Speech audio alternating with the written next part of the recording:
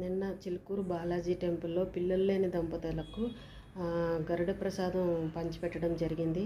మనం చూసాం కదా, వేల కొద్దీ భక్తులు రావడంతో పరిస్థితి వేరే రకంగా మారింది.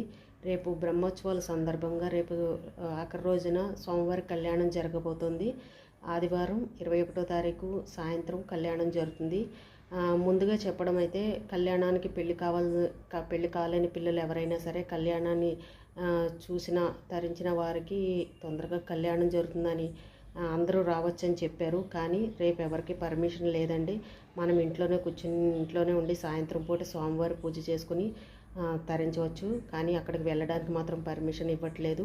నిన్న జరిగిన కారణంగా ట్రాఫిక్ జామ్ అవ్వడము, అన్ని ఇబ్బందుల కారణంగా రేపు ఎవరిని రావద్దని చెప్పి టెంపుల్ వారు అనౌన్స్ చేయడం జరిగింది. ఎవరైనా పొరపాటుగా కానీ, ఎవరైనా తెలిసి కానీ తెలియక కానీ రీల్స్లో కనుక